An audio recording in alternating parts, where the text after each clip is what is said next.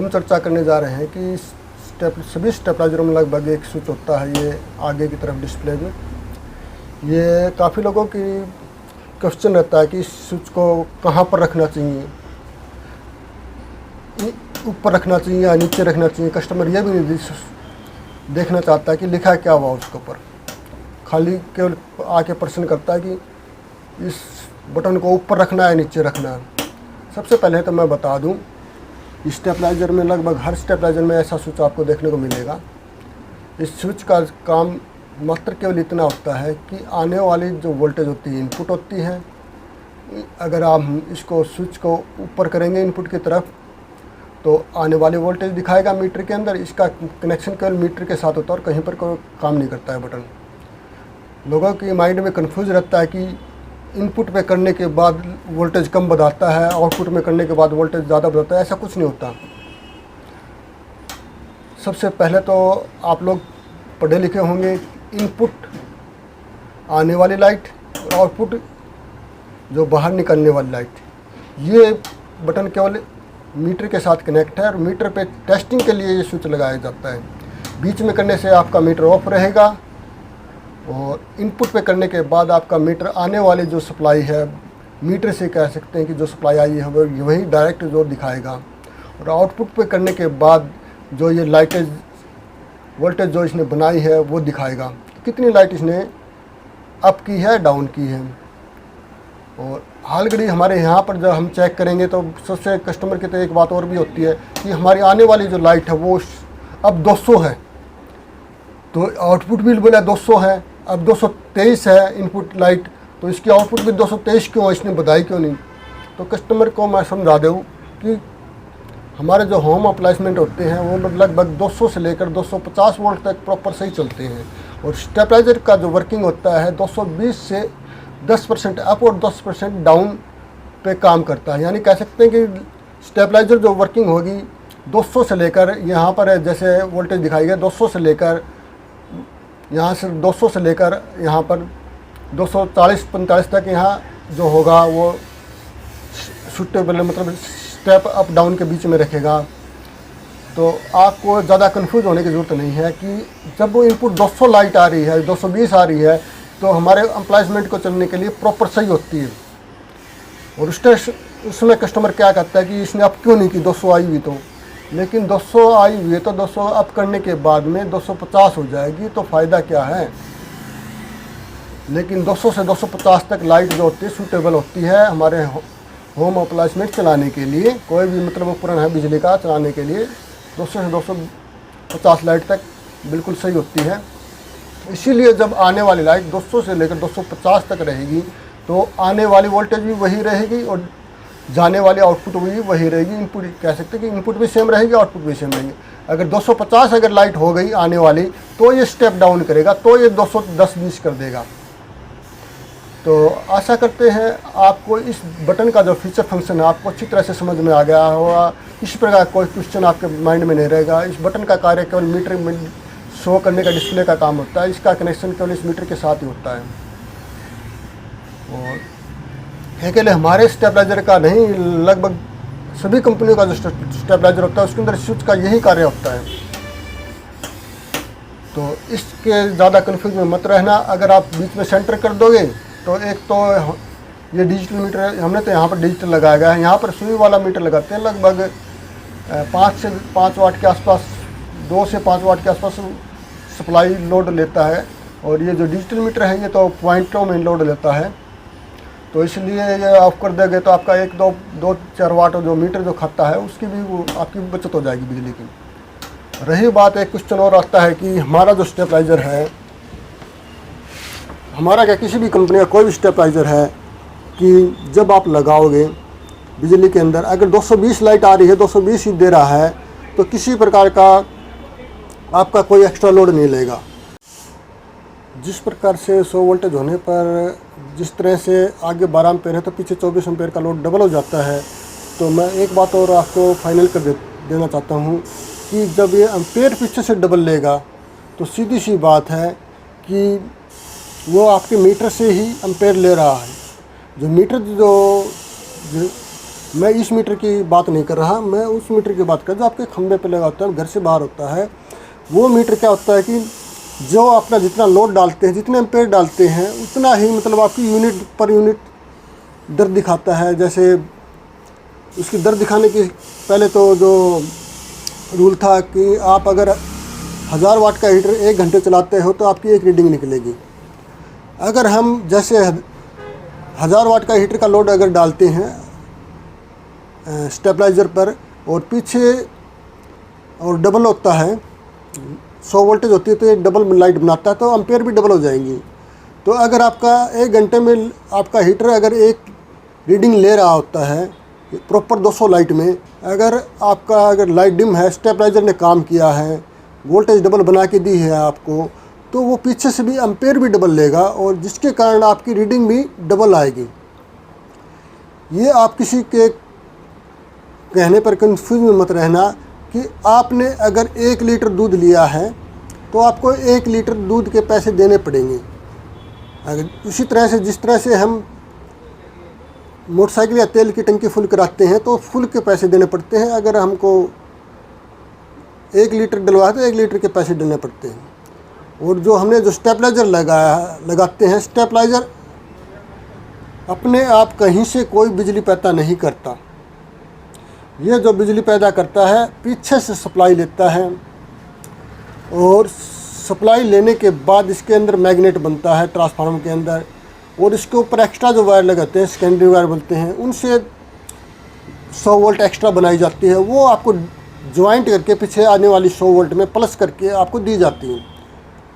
और जब वो मैग्नेट बनता है, जब तो लोड नहीं होता, जब आप डिवाइस मतलब कोई डिवाइस कह लो या होम अप्लाइंसमेंट कह लो, जब चलाते हो तो वो लोड वहीं से खींचता है, वहीं पर मैग्नेट पर जोर पड़ता है, वो आने वाली बिजली पर जोर पड़ता है।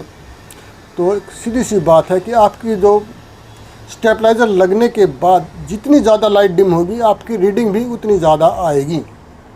किसी के कहने के चक्कर में मत रहना, ये प्रैक्टिकल करके हम दिखा सकते हैं कि आपकी जो पीछे का जो लोड होगा उसी के अनुसार आपकी रीडिंग निकलेगी। स्टेबलाइज़र लगाने के बाद आपकी जो नॉर्मल रीडिंग आती थी उससे एक्स्ट्रा रीडिंग आनी संभव है, इसमें कोई दोहरा नहीं है। कि अगर आपकी लाइट 150 लाइट रहती है तो आपकी मान सकते हो कि लगभग 25 से 50% रीडिंग एक्स्ट्रा आएगी। अगर आपके पास लाइट अगर 100 मतलब बिल्कुल ऑफ रहती है, अगर उसको खींच के स्टेबलाइज़र बनाता है तो लगभग आपकी डबल रीडिंग के आसपास निकलनी तय है। तो स्टेबलाइज़र अपने घर से किसी प्रकार की कोई बिजली नहीं बनाता, पीछे से खींच के बनाता है। जिस तरह से आपके घर में अगर पानी वाली मोटर लगी हुई है, आपका वैसे तो बगैर पानी की मोटर लगाई आपके 10 लीटर घंटे का अगर मान लो स्लो है 50 लीटर या 25 लीटर जितना पानी आता है, बगैर मोटर लगाई तो उतना ही पानी आएगा। अगर आप पानी लगा आप अगर मोटर लगाकर हम पानी भरना चाहते हैं, उनकी स्पीड ज़्यादा खींचते हैं, तो सीधी सी बात है आपका जो मीटर जो शो करेगा आपके घर पर पानी वाला, आपने 10 लीटर निकाला, 20 लीटर निकाला, वो खींच के जितने निकालेगा वो रीडिंग आपकी दिखाएगा। उसी तरह से ही जो स्टेबलाइज़र जो काम करता है वो पीछे से खींच के काम करता है। अगर इसने एम्पेयर लोड ज़्यादा लिया तो सीधी सी बात है कि आपकी जो यूनिट दर है बढ़ने से कोई नहीं रोक सकता। स्टेबलाइज़र अपने घर से कोई काम नहीं करेगा। सीधे सीधे शब्दों में कहते हैं कि स्टेबलाइज़र पीछे से खींच के बनाएगा। अगर आपको बिजली का बिल पे एक्स्ट्रा करना है तो स्टेबलाइज़र लगाएं, नहीं तो आपकी लाइट डिम रहेगी। स्टेबलाइज़र लगने के बाद आपका बिल एक्स्ट्रा आना संभाविक है। वो कंडीशन तय करती है कि आपकी वोल्टेज लाइट कितनी रहती है, 100 रहती है, 150 रहती है, 180 रहती है। अगर लाइट आपके आप ज़्यादा रहती है तो आपकी रीडिंग कुछ प्लस में आएगी, अगर ऑफ रहती है तो लगभग डबल के आसपास आएगी। अगर आने वाले अगर लाइट 100 है, 100 के समय से 200 लाइट बना रखी है, तो ये अगर हम कोई भी अगर उपकरण चलाते हैं, जैसे चाकी की मोटर चलाते हैं 2 हॉर्सपावर की, चाकी की मोटर अगर 200 से 250 लाइट में अगर हमारी 12 एम्पेयर लोड ले रही है तो 100 वोल्ट के समय यहाँ पर जो लोड होगा वो डबल हो जाएगा। डबल होने के डबल यानी कह सकते हैं 20 प्लस में हो जाएगा, 24 के आसपास हो जाएगा। 20 से 24 के आपके पास आने वाला लोड रहेगा। इसके कारण आपको क्या होगा कि पीछे की जो चाकी के आगे की वायर है वो कम गर्म होगी, और पीछे जो स्टेबलाइजर की पिछली साइड जो इनपुट में जो ये वायर लगेगी, यहाँ पर लोड डबल हो जाएगा। यानी यहाँ पर लोड 24 एम्पेयर हो जाएगा, वहाँ पर 12 एम्पेयर है। तो जो चक्की की मोटर आगे अगर हम वहाँ पर जो लगाते हैं, यहाँ पर इनपुट पे आने वाली जो सप्लाई होगी, वहाँ पर हमने डबल वायर लगानी है। कम से कम 6 mm कॉपर लगानी है श्रीमान जी। अगर पीछे हमारी खंबे की तरफ से जो आ रही है 10 mm, ओरिजिनल जो 10 mm होती है हमारे जो 5 किलोवाट के स्टेबलाइजर पे चाकी चलाने के लिए, कम से कम 10 mm ओरिजिनल जो कंपनी की वायर होती है वही हम रिकमेंड करेंगे कि हैवी गेज वाली पीछे की वायर होनी चाहिए। क्योंकि जब ये 100 वोल्टेज होती है आने वाली, तो जब इस पर हम चाकी चलाते हैं, कोई लोड डालते हैं, तो इनपुट पर लोड डबल हो जाता है। और लोड डबल होने के कारण क्या होता है कि पीछे की जो वायर होती है हीट होती है। इसके लिए हमें यहाँ पर मोटी वायर लगानी पड़ती है। इसके लिए भी बार बार कस्टमर क्वेश्चन करता है कि हमारे पीछे वाली वायर गर्म होती है। पहले तो नहीं होती थी, कि पहले आपका जो स्टेबलाइजर लगा हुआ था, नहीं लगा हुआ था, तब यहाँ पर आपको समझने की ज़रूरत है कि वो 220 लाइट के अंदर 12 एम्पेयर चाकी की मोटर लोड लेती है। लेकिन जिस समय हमारी वोल्टेज 100 होती है, 100 की हम डबल करते हैं। सीधी सी बात है, जब हम 100 की डबल कर रहे हैं तो जो लोड तो आगे हमारी चाकी की मोटर तो 12 लेगी, लेकिन पीछे से डबल जो की है, तो हम उसका जो वोल्टेज जो कन्वर्ट की है ने एम्पेयर खींच के जो इसने जो ताकत खींची है, तो वो जो लोड होगा पीछे डबल हो जाएगा इनपुट लाइन के ऊपर।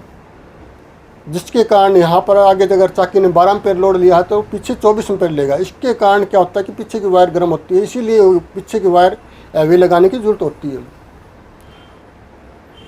और एक कंडीशन और मैं आपको बता दूं कि जो स्टेबलाइजर होते हैं, अगर आने वाली वोल्टेज आपकी 100 लाइट है, जब हम चाकी की मोटर चलाते हैं अगर वो कम हो जाती है, 50 हो जाती है, उस कंडीशन में स्टेबलाइजर क्या करेगा, अगर आपकी पीछे की लाइट में अगर जान नहीं होगी, ताकत नहीं होगी, आने वाली 100 लाइट है, स्टेबलाइजर ने 200 कर दिया, अब जब हम लोड डालते हैं और डाउन हो जाती है, उस कंडीशन में स्टेबलाइजर कोई काम नहीं करेगा।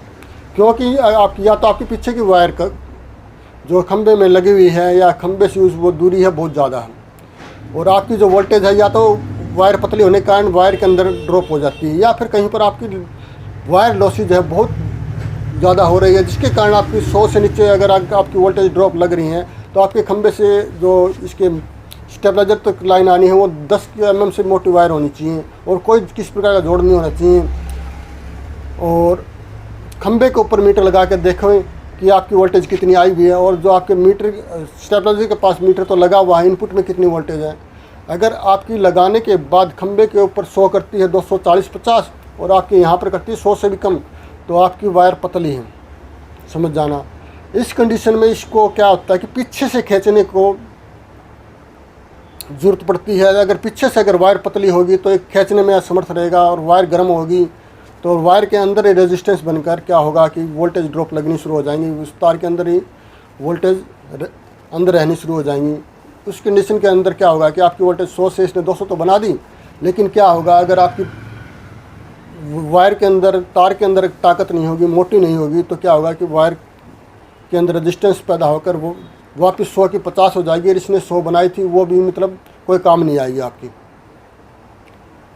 ये तो रही बात स्टेबलाइजर की जो वोल्टेज होती हैं किस तरह काम करेगा। लेकिन चाकी की मोटर चलाने के लिए लगभग 120 से प्लस लाइट होनी ज़रूरी होती है। 130 से 200 से ऊपर लाइट हो जाएगी, 10-20 लाइट खा जाएगी तो चाकी की मोटर के 110 से 100 या 110 लाइट रहेगी तो लगभग 200 के आसपास इसकी वोल्टेज तैयार हो जाएगी, और फिर वो चाकी आपकी प्रॉपर सही चलेगी।